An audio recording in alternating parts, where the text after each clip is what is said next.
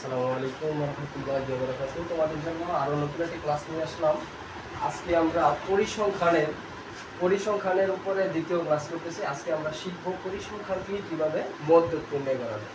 তাহলে সর্বপ্রথম দেখো, তোমার জানতে হবে মধ্যক নির্ণয়ের সূত্রটা। আমরা গত ক্লাসে দেখিয়ে দিয়েছিলাম যে মধ্যক নির্ণয়ের সূত্রটা। তাহলে দেখো, মধ্যক নির্ণয়ের সূত্র রয়েছে L plus into n/2 minus FC into h/fm। এটা হচ্ছে কি মধ্যক নির্ণয়ের সূত্র। মধ্যক নির্ণয়ের সূত্রটা কি? L plus n/2 minus FC into h/fm। তাহলে দেখো, সর্বপ্রথম মধ্যক নির্ণয় করতে গেলে তোমার সূত্রের প্রয়োজন। আরেকটা জিনিস প্রয়োজন, সেটা হচ্ছে শ্রেণীব্যাপ্তি, ঘনসংখ্যা, ক্রমযুক্ত ঘনসংখ্যা। অনেক সময় ঘর যদি এমন ঘর দেওয়া থাকে, তাহলে এটার মধ্যে শ্রেণীব্যাপ্তি, ঘনসংখ্যা দেওয়া থাকে।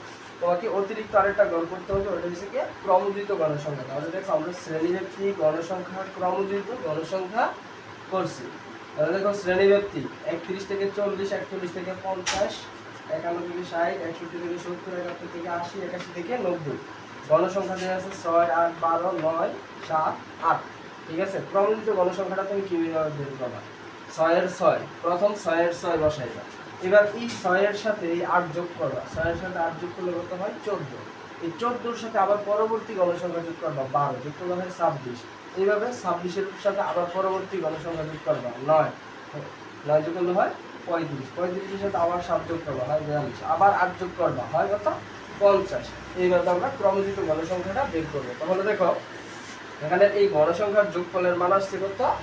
50। তাহলে আমাদের সূত্র কি? L plus n/2 minus FC into h/fm। n এর মান কত পাইলাম আমরা? 50। আর n/2 এর মান কত পাইলাম? 25। এই 25 দেখো কোন ক্রমযুক্ত ঘনসংখ্যার ভিতরে আছে? এই 14 এর ভিতরে কিন্তু 25 নেই। ঠিক আছে, এই 26 এর ভিতরে 25 আছে। তাহলে তা এই তোমার সেই কাঙ্ক্ষিত শ্রেণীটা হচ্ছে গিয়া এই শ্রেণী বরাবর যে শ্রেণীটা আছে। তাহলে দেখো, আমাদের সূত্রের L এর মান হচ্ছে গিয়া এই শ্রেণীর নিম্ন সীমা। এই শ্রেণীর নিম্ন সীমা L এর মান হচ্ছে 51। ঠিক আছে। আর n/2 এর মান আমরা কত পাইছি? 25। তারপরে আমাদের মান দরকার কার?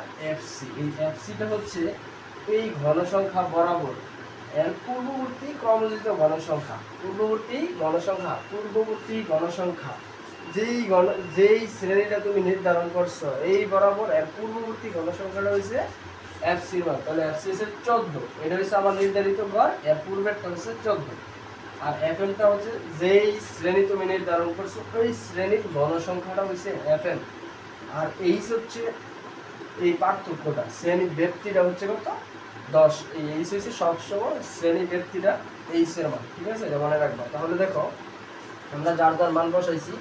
L এর মান 51 প্লাস n/2 এর মান 25 মাইনাস FC এর মান 14 ইন্টু h এর মান 10 ডিভাইডেড fm এর মান 12। তাহলে 25 থেকে 14 বাদ দিলে 11। 11 সাথে 10 এর গুণ করলে হয় 110। 51 যোগ 110/12, 110কে 12 দিয়ে ভাগ করলে আসে 9.16। এবার 51 সাথে 9.16 যোগ করলে আসে কত? 60.16। তাহলে নির্ণয় মধ্যক হচ্ছে 60.16। তাহলে দেখো, এই মধ্যক থেকে কি কিভাবে তোমার কোশ্চেনটা হতে পারে?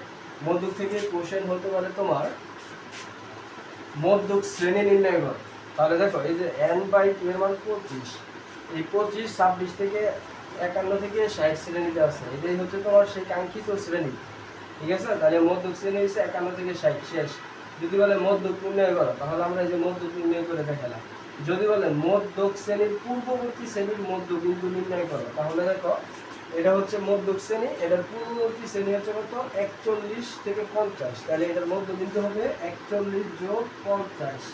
কত হবে? 2 দিয়ে ভাগ করবো, তাহলে 91 ডিভাইডেড 2 45.5 হবে। ঠিক আছে, শেষ। আমরা তিনটা আনসার পেয়ে গেলাম। পরবর্তী ক্লাস আসবে আমাদের গড় নির্ণয় করা। ঠিক আছে।